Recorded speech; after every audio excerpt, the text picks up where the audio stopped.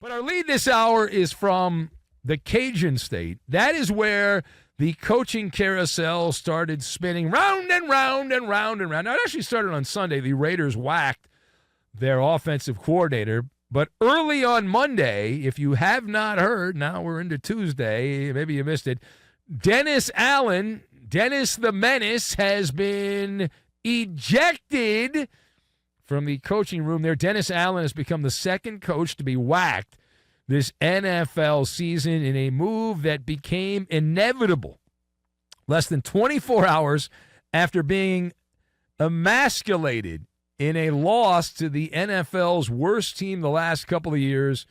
That would be the Carolina Panthers, who were the worst team in the NFL prior to that game. So he's out. Special teams coordinator, someone named Darren Rizzi. They got the Rizzi. Darren Rizzi will take over as the interim coach. Rizzi said the team would reevaluate everything after losing 7 straight games, like they weren't already doing that. So what changes are coming? Well, here's what we know. The new interim coach, Rizzi, said that the coordinator, Joe Woods, will call the defensive plays, like that'll matter. And he said Allen had been the de facto play caller, defensive coordinator. That worked out well. Derek Carr will remain the starting quarterback because that's also working out very well. So let us discuss the question. Dennis Allen whacked as the coach in New Orleans. Does this make sense? So I've got Sammy Hagar, jigsaw puzzle, and insubordination. And we will combine all of these things together, and we are going to make the Baba Ganoush is what we're going to make. So to kick off here, Dennis Allen confirmed that every once and again the fan is right. We often hear from these people in sports that the fan doesn't know what they're talking about, and listen, quite a bit they're right. The people that are just consumers of the product don't really know what goes into the product. But this is an example, a shining example, that you, the fan, every once in a while, you nail it. And this is one. I remember when Dennis Allen was elevated to the head coaching position.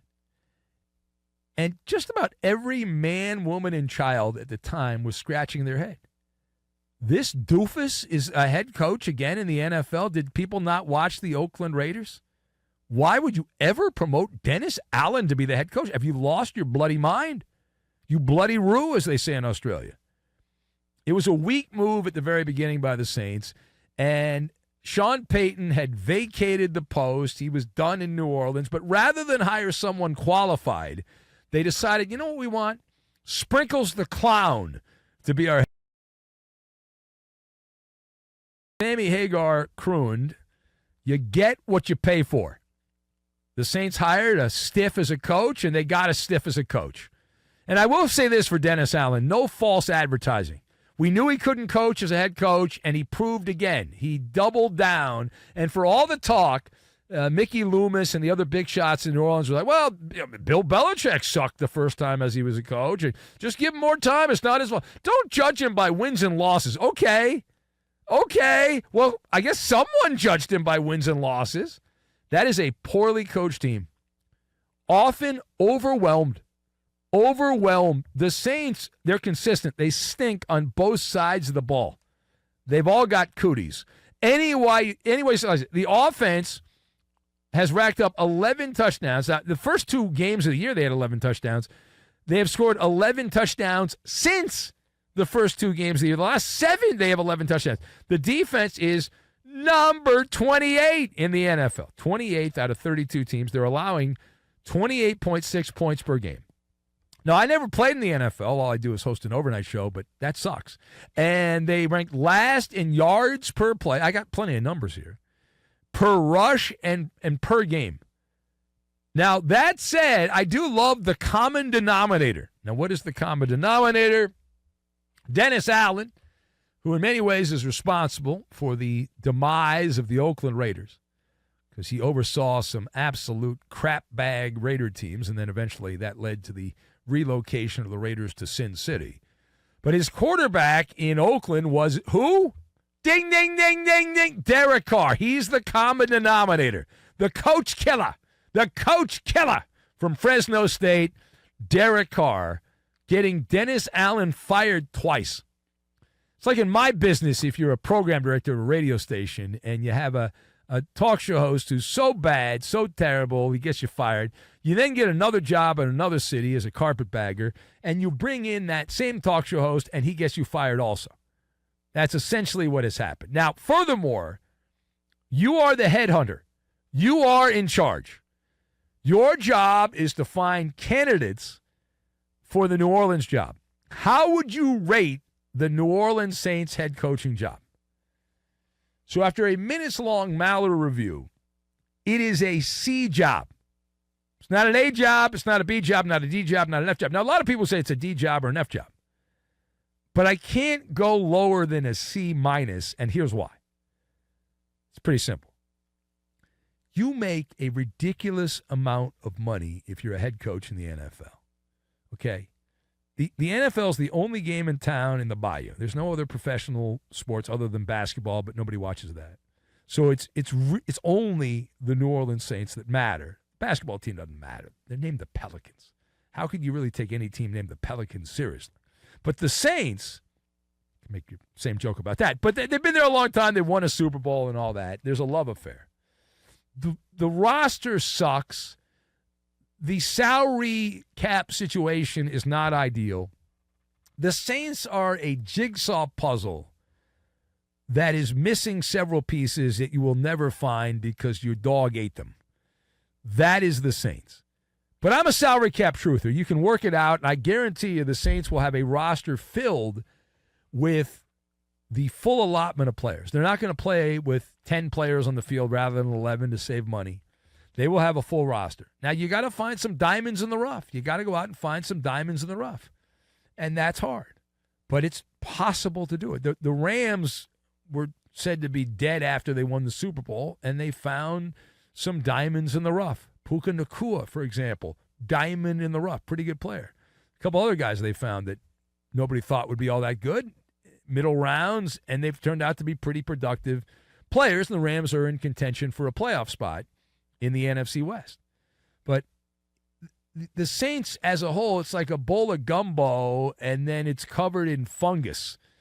And they'll figure it out. You just roll up your sleeves. You hire somebody that knows a thing or two about player development. I could give you a list of names on who they're going to hire. It's just going to be somebody that is either coached for, let's see here, Sean McVay or Kyle Shanahan. One of those two. Somebody from the McVay tree or the Shanahan tree, more likely than not. Now, they could always go unorthodox and hire, like, Vrabel, the old Titans coach, but unlikely. It's some analytically driven whiz kid will be the head coach. Now, last thing. Trouble is a brewing in sweet home Chicago. We talked about yesterday the lack of development for Caleb Williams, who's not plateaued. He's getting worse as the Bears' forever quarterback. Well, how about this? Wide receiver DJ Moore, the great DJ Moore of Carolina fame back in the day. Well, DJ Moore with the Bears now. He walked off the sidelines in the middle of a play. Now, I was unaware of this on Sunday. I try to watch everything, but you can't get everything. But the video has gone viral here in the day after the NFL card was played. So I'll describe it for those of you that are blind or haven't seen the video. So the play in question was in the first half. DJ Moore just gave up. He walked off the sidelines in the middle of the play. Caleb Williams was still scrambling around with the ball in the first half. Chicago would go on to lose a non-competitive game, didn't show up. They were AWOL against the Cardinals. Now, Moore was asked on a radio interview on the Score in Chicago. We used to be on the Score. We got kicked off that because of Doc Mike. But anyway, he was asked on the local radio station there if Coach Matt Eberflus had lost the team. And I don't know if we have this. We have this. All right. Well, listen. Let's just play the beginning of this, but listen closely. This is a no-brainer question. There's only one answer to this, right? But well, he didn't say the thing he was supposed to say. Let's take a listen. Wonder from the outside, has Matt Eberflus lost his football team? So I'll ask you: has Matt Eberflus lost his football team? I want to say no. What? It sounded like he said, I don't want to say no, or I want to say no. Let's play it again. Let's hear it. So I'll ask you, has Matt Eberflus lost his football team? I want to say no. People are saying he said, I want to say no. It sounded like, I don't want to say no. It definitely sounds like he said, I don't want to say no. So am I correct in my hypothesis? He's confirming that he doesn't want to say no because the coach has lost the team. Well, would that be what he's saying? How else would you interpret that? I feel like NFL players in general have had a history of double negatives and not really understanding. Are you saying he's stupid? Is that what you're saying? He's a moron? I don't know. I'm giving him the benefit of the doubt. He was asked a question. The question was, play it again. Play it again. He was asked the question twice. He gave the answer. He's an adult. I assume he knows what he's talking about. Play it again. Play it again. Wonder from the outside, has Matt Eberflus lost his football team? So I'll ask you, has Matt Eberflus lost his football team? I want to say no. Whoa! Also, is he with his cat? Didn't it sound like a kitty cat? Did that sound like there was a cat? There's a lot going on. There's a lot. From the outside, has Matt Eberflus lost his football team? Yeah, there's a cat. There's a kitty cat. That's a cat. That's a cat. Play it again. Play it again. From the outside, has Matt Eberflus lost his football team? Oh, my God. It's a cat. Maybe he was getting mauled by a cat. That's why he said it. Oh, it's so good. When I did a daytime show, believe it or not, before I became Mr. Overnight Guy, and I used to have to do those interviews are so bad. My God, daytime radio interviews suck. But I had to have those guys on, and the athletes were the worst. They never wanted to do it, and they were always distracted. My favorite one of all time, there was a guy named Derek Bell, I believe was his name. He was an outfielder. And we interviewed him, and he was at his hotel, and I'll never forget it. Like, he said, hey, there's somebody at the door. Give me a second.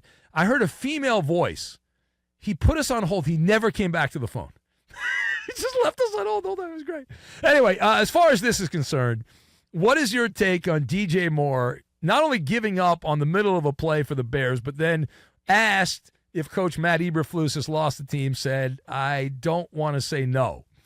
All right, so this is a fireable offense. It is for a normal employee. This would be a fireable offense. Dereliction of duties. It is, right? This is not just poor performance. It's insubordination is what it is.